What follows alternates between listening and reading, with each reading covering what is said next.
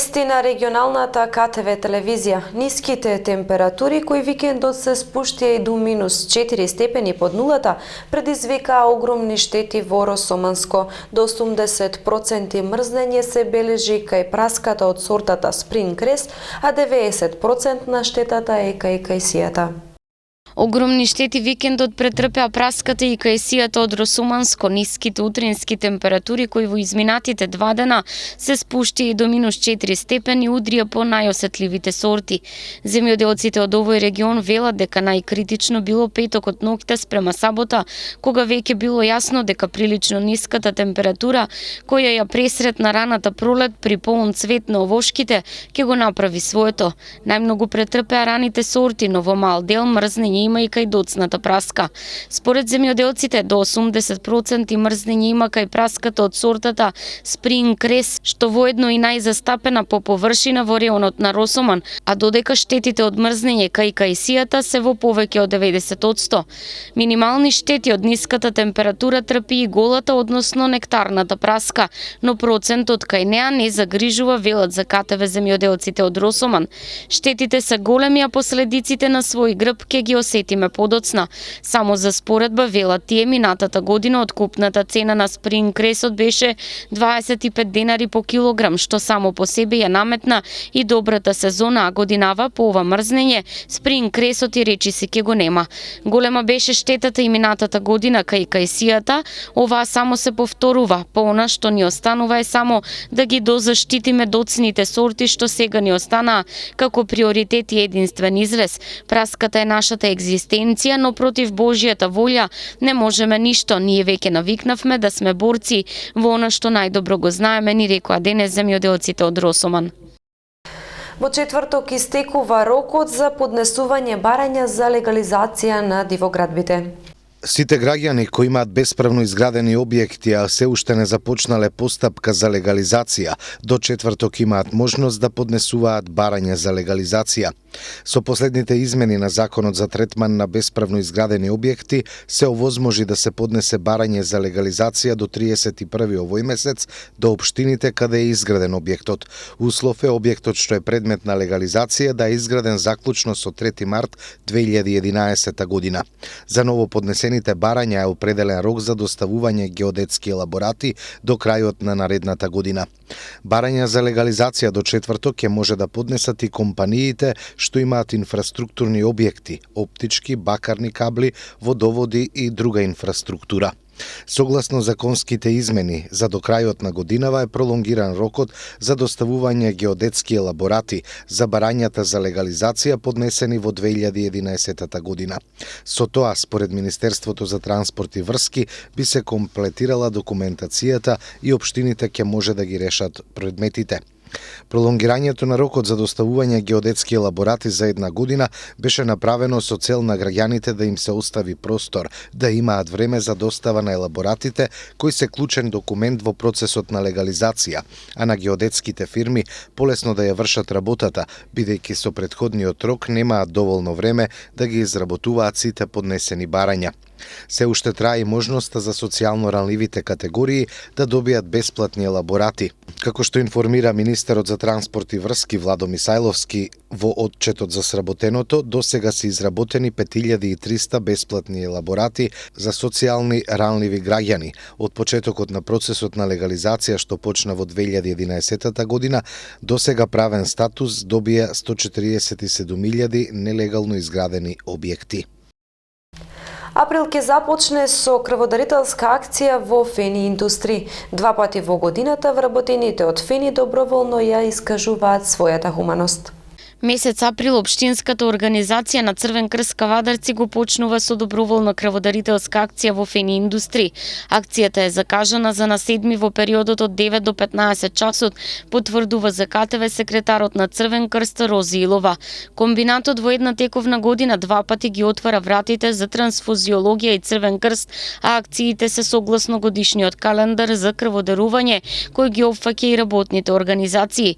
Првата акција со која почнува хуманост заинтересираноста во фени индустрија, како што веќе спомнавме, е во месец април, а втората на крајот од годината, односно во текот на месец декември. Оваа работна организација заедно со Алијанса УАН и Тиквеш се партнери на Црвениот крст, кои традиционално ја збогатуваат резервата на крвни единици. Од Кавадаречкиот Црвен крст потврдуваат дека голем дел од вработените во фени веќе се редовни дарители, забележани во статистиката на оваа хуманитарна невладина организација. Оттаму вела дека често истите знаат да одговорат со дарување и по потреба, односно повик од кабинетот за трансфузија, па според тоа организаторот на акцијата и не се сомнева дека истата ќе ги исполни очекувањата и предвидената бројка на дарувани крвни единици. Надвор од акцијата за крводарување од Црвен крст Кавадарци, Илова информира дека месец април ќе биде во знакот на првата помош. Според секретарот, на почетокот од април со едукација и тренинзи заедно со докторите ментори почнуваат екипите на кавадаречките училишта кои своето познавање по прва помош на стартот ќе го мерат на општинскиот надпревар.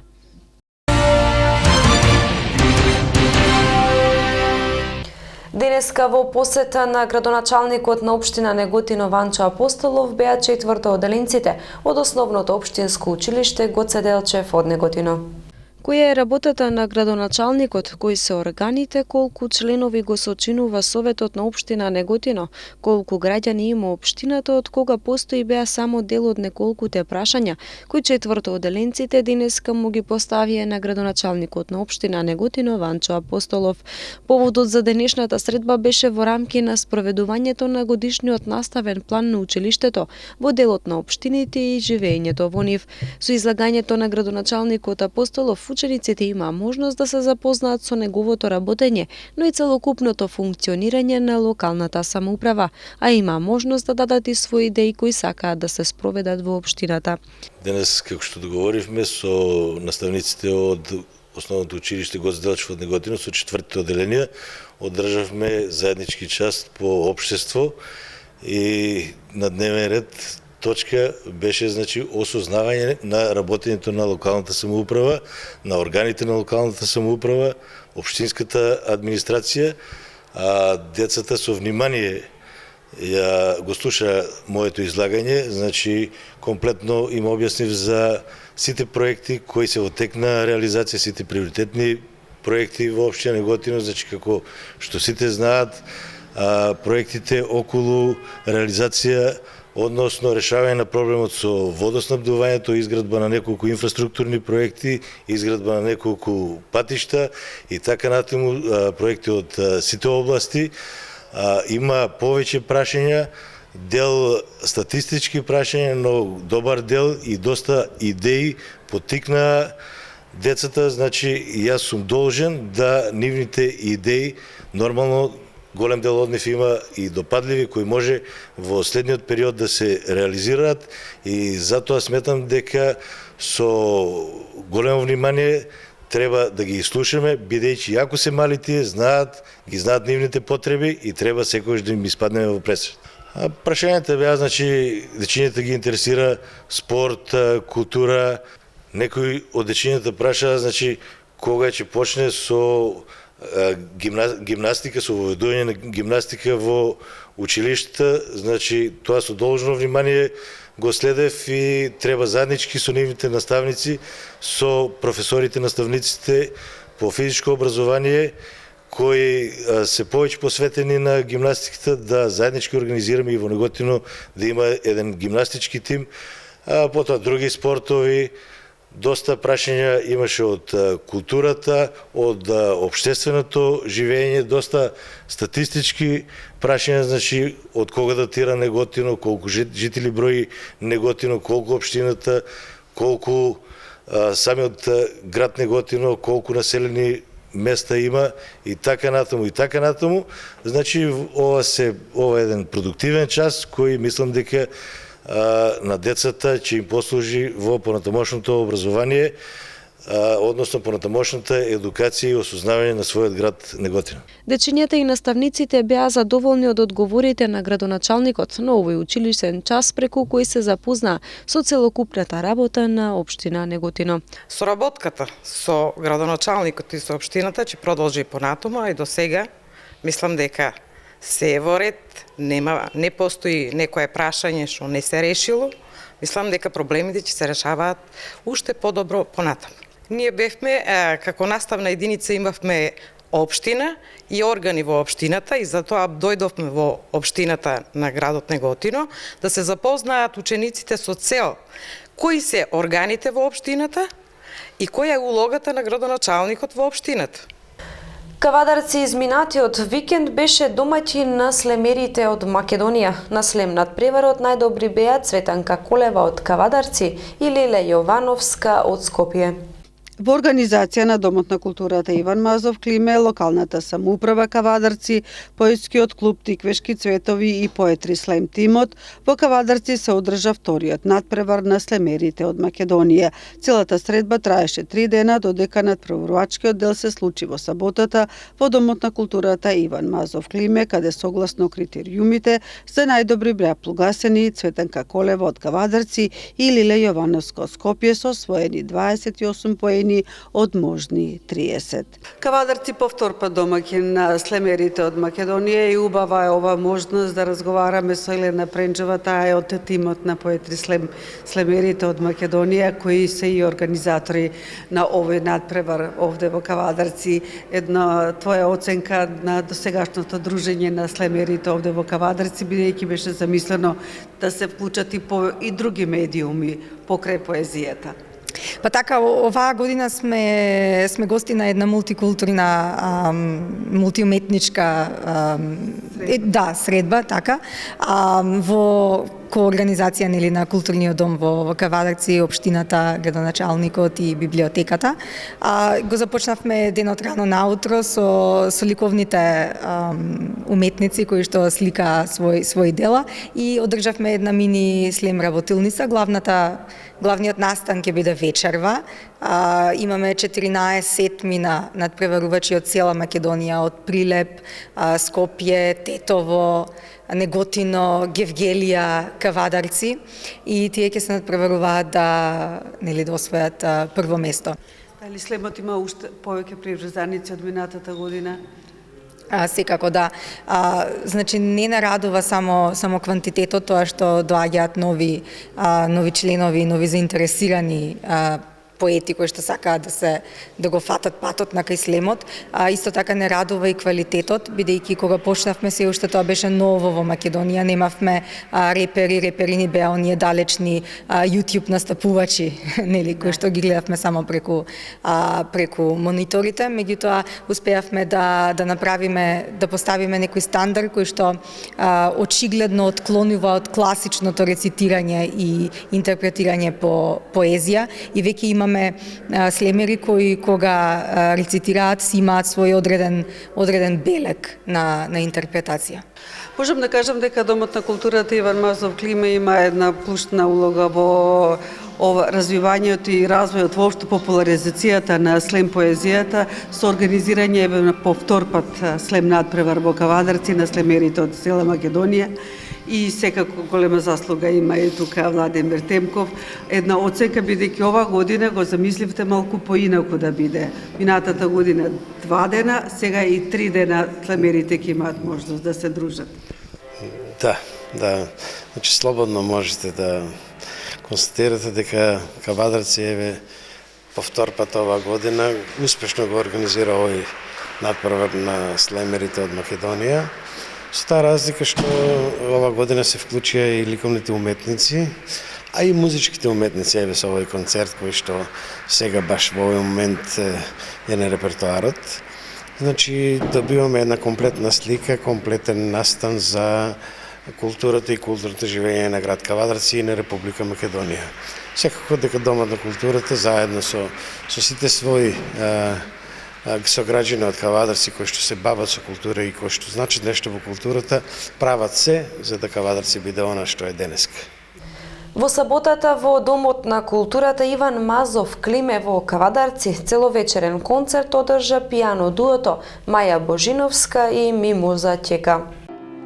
Фантазија во F-мол за 4-рачно пијано од Франц Шуберт и 6 пиеси од Сергеј Рахманинов беше програмата на целовечерниот концерт на дуото Маја Божиновска и Мимоза Ќека, кој се одржа во саботата во Домот на културата Иван Мазов Климе во Кавадарци. Станува збор за две исклучително талентирани пијанистки, дипломирани на Факултетот за музичка уметност во Скопје, а моментно и двете се запишани на магистерски студии во Виена, Австрија, кај професорката Лилија Зилберштајн. Како дуо работат од 2011 година, а во меѓувреме постојано се надградуваат, учествувајќи на многу семинари на познати педагози за пијано од Бугарија, Австрија, Унгарија, Чешка и најмногу од Русија. Ја користиме можноста да разговараме со двете млади пијанистки. Едната ни е Мимоза Ќека и Маја Божиновска. Убава можност да се слушне, бидејќи 4-рачно свирање на пијано имавме ретка можност е тоа да се виде. Вас ве спојува музиката, заедно студиравте, меѓутоа од 2011 година и двете сте во едно дуо, Маја Божиновска и Мимоза Ќека. Кажете ни нешто повеќе, ајде од Мимоза овде. Па ние на факултет студиравме заедно, таму започнавме со наши први настапи. И ова ни е како целовечерен концерт. Прв пат, значи, свириме целовечерен концерт како дуо, пијано дуо. После концертот. Да. Да, меѓутоа вие го продолжувате вашето образование, во Виена продолжувате со магистерски студии. Кажи ни нешто тоа, повеќе за тоа, Маја? Па во своевидно на семинар во Италија, летово се случај некоја соработка со професорка, руска професорка, еминентна во пијанизмот на денешницата. Па решивме нашето образование и соработка да продолжиме токму со неја под нејзино менторство. Така, ќе земаме часове постдипломски студии под нејзино менторство, таа ќе не води понатаму низ музичките води. И двете сте професорки во средни музички училишта. Да, што центрите. Во центрите, Мимоза е во Скопје, Маја е во Битола, значи сепак го принесувате музичкото знаење на другите, сакат и да се заобразуваат. За ова ваш прв целовечерен концерт одбавте од Франц Шуберт и од Сергеј Рахманинов. Зошто токму оваа програма? Па мислам дека во тие два композитори има нешто што не спојува, некоја нишка што провеува низ двете и мислам дека тоа е нешто што не спојува душевно, психички, така, да функционираме заедно како дуо. Програма, да. Различни стилови пред се. Плановите со дуото понатаму? Да, па планираме повеќе концерти. Еве, например, вчера ни беше како прв концерт во Евгелија, во Аполонија, настапивме. Ова ни е втор, да речеме, од турнејата низ Македонија и планираме да продолжиме во градовите. Така. Дали ќе излезете надвор од Македонија? Па, зашто да не, да, секако, при прва прилика, да. Планинарите на Неготинското планинарско друштво Антигонеа од Неготино го освоија врвот Калин камен на Осоговските планини. 13 планинари на Неготинското планинарско друштво Антигонеа викендов беа на Осоговските планини. Главна цел била освојувањето на врвовите Калин камен, висок 1884 метри надморска височина и Царев врв, висок 2078 метри надморска височина. Поради густата магла и снегот кој непрекинато паѓаше, а на некои делови видливоста беше и од 5 до 10 метри, беше невозможно искачувањето на Царев врв. Пристигнавме до 2000 метри надморска височина, а се откажавме на 1 час искачување до врвот Царев. Додека пак го искачивме врвот Калин камен кој е висок 1884 метри надморска височина. Поминавме 23 километри по снежен терен, кој што на делови имаше покривка повисока од 20 сантиметри.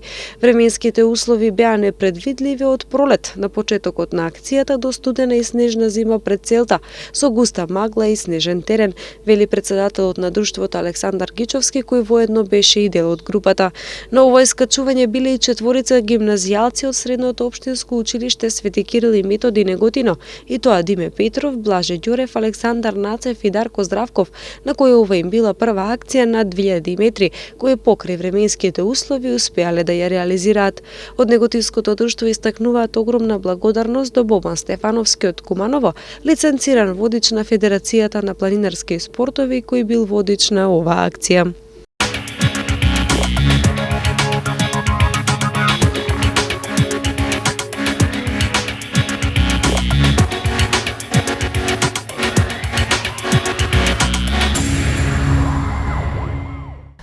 Со нови медали од меѓународен надпревар се вратија каратистите од карате клубот Урбан Инвест.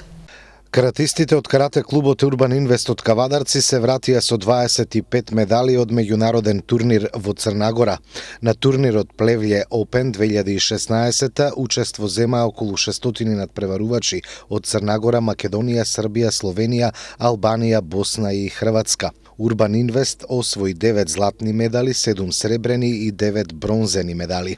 Златни медали освоија Владанка Аврамова, кати поединечно 2002 година, Данка Стојкова, кати поединечно 2006, Јордан Грков, кати поединечно 2002, Викторија Гурева, кати поединечно 2007 година.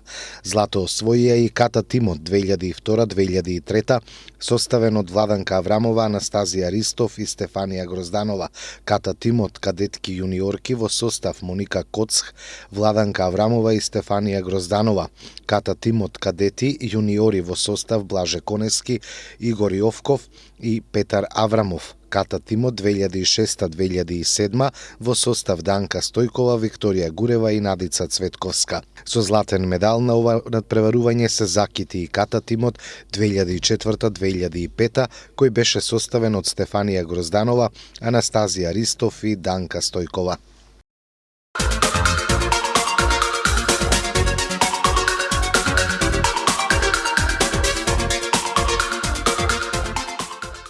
Следува временска прогноза. Времето утре ќе биде умерено до значително облачно со услови за повремен дожд во западните делови од земјата. Температурата ќе се движи до 17 степен. Со ова информација го завршуваме денешното издание на Вестите. Ви благодарам за вниманието, имајте убава и пријатна вечер.